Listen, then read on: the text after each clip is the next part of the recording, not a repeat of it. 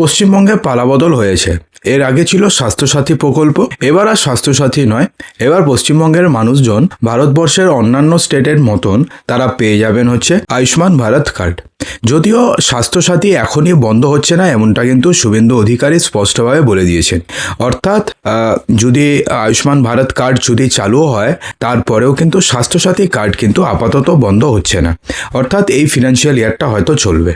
তো এখন ব্যাপারটি হচ্ছে আয়ুষ্মান ভারত কিন্তু কার্ড যেটা রয়েছে সেটা কিন্তু সবাই পাবেন না। আপনাদের বাড়িতে যদি এই জিনিসগুলো থাকে এবং যদি আপনি এই শর্তগুলো না মানেন, তাহলে সেক্ষেত্রে কিন্তু আপনি আয়ুষ্মান ভারতের কার্ড পাবেন না।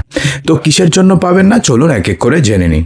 দেখুন, রাজ্যে বিজেপি সরকার আসতে অবশেষে আয়ুষ্মান ভারত যুক্ত হচ্ছে বাংলাতে। তৃণমূল আমলে অভিযোগ ছিল যে ভারতের অন্যান্য রাজ্যগুলিতে এই প্রকল্প চালু থাকলেও তৃণমূল সরকার এই প্রকল্পটাকে এখানে চালু করতে দেয়নি। কিন্তু পালাবদলের পরে নতুন মুখ্যমন্ত্রী শুভেন্দু অধিকারী স্পষ্টভাবে জানিয়ে দিয়েছে যে এবার বাংলাতেও মিলবে কেন্দ্রের এই সুবিধা, অর্থাৎ পশ্চিমবঙ্গের মানুষজন এই কেন্দ্রীয় প্রকল্প অর্থাৎ আয়ুষ্মান ভারতের সুবিধা পেয়ে যাবেন। যদিও তারা স্বাস্থ্যসাথী কার্ডেরও সুবিধা পাবেন, তো কিন্তু সবাই কিন্তু এই প্রকল্পের আওতায় আসবেন না। তো কারা কারা এই সুবিধা থেকে বঞ্চিত হবেন দেখে নিন। যে সমস্ত পরিবারে 2 চাকা গাড়ি রয়েছে অথবা যার বাড়িতে 4 চাকার গাড়ি রয়েছে, তারা কিন্তু এই সুবিধা থেকে সম্পূর্ণভাবে বঞ্চিত হবেন। অর্থাৎ আপনাদের বাড়িতে যদি 2 চাকার গাড়ি থাকে অথবা 4 চাকার গাড়ি থাকে, তাহলে আপনি আয়ুষ্মান ভারতের জন্য অ্যাপ্লাই করতে পারবেন না।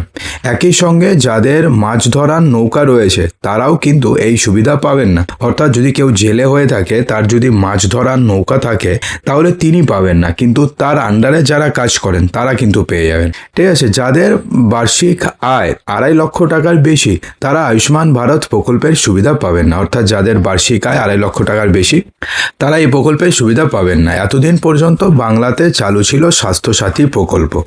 তৎকালীন মুখ্যমন্ত্রী মমতা বন্দ্যোপাধ্যায় সরকার এই প্রকল্প চালু করেছিলেন এবং এক্ষেত্রে রাজ্যের যে কোনো পরিবার, তার মাসিক আয় যাই হোক না কেন, বাৎসরিক আয় যাই হোক না কেন, সবাই প্রায় এই প্রকল্পের সুবিধা পেতেন। তবে যদি পরিবারের কোনো সদস্য সরকারি স্বাস্থ্য বীমা অথবা চিকিৎসার সুবিধা পান, তারা এই প্রকল্পের অন্তর্ভুক্ত ছিলেন না এর আগে স্বাস্থ্যসাথী কার্ডে। যেহেতু স্বাস্থ্যসাথী কার্ডটি এখনও পর্যন্ত অর্থাৎ এই ফিনান্সিয়াল ইয়ার অবধি তো চলবে, তো সেই তো স্বাস্থ্যসাথী কার্ড নিয়েও আপনাদের জানিয়ে দিলাম, তারা এই প্রকল্পে অন্তর্ভুক্ত হতে পারবেন না। বিজেপি সরকার আসার পর যদিও তারা স্পষ্টভাবে জানিয়েছে যে জনসেবামূলক যেই সমস্ত প্রকল্পগুলো পূর্বতন তৃণমূল সরকার চালু করেছিল সেগুলো কিন্তু চলবে, অর্থাৎ হঠাৎ করে নতুন সরকার আসার পরে সমস্ত কিছু বন্ধ করে দেওয়া হবে, এমনটা কিন্তু তারা করবে না। তো এখন ব্যাপারটি হচ্ছে আর কারা কারা এই প্রকল্পের সুবিধা পাবেন না। দেখুন, তাহলে ক্লিয়ার হয়ে গেল। যদি কারোর বাৎসরিক ইনকাম যদি 2.5 লক্ষ টাকার বেশি হয়, তাহলে তারা পাবেন না। যদি কারোর কাছে মাছ ধরার নৌকা থাকে, তারা পাবেন না। যদি বাড়িতে গাড়ি থাকে, যদি বাড়িতে বাইক থাকে, তাহলে পাবেন না। এবং গ্রামের ক্ষেত্রে যদি কারোর বাড়িতে ট্র্যাক্টর থাকে, তাহলে তারাও কিন্তু এই প্রকল্পের আওতাতে তিনি আয়ুষ্মান ভারত কার্ড পাবেন না। সেটাও কিন্তু স্পষ্টভাবে জানিয়ে দেওয়া হয়েছে। অর্থাৎ এটা কিন্তু অন্যান্য স্টেটে এই নিয়ম রয়েছে, যেহেতু পশ্চিমবঙ্গে সেম প্রকল্প চালু হচ্ছে, তো নিয়ম তো সেমই হবে। কিন্তু এক্ষেত্রে না, স্বাস্থ্যসাথী কার্ডে কিছু সমস্যা রয়েছে যেটা কিন্তু আয়ুষ্মান ভারতে নেই।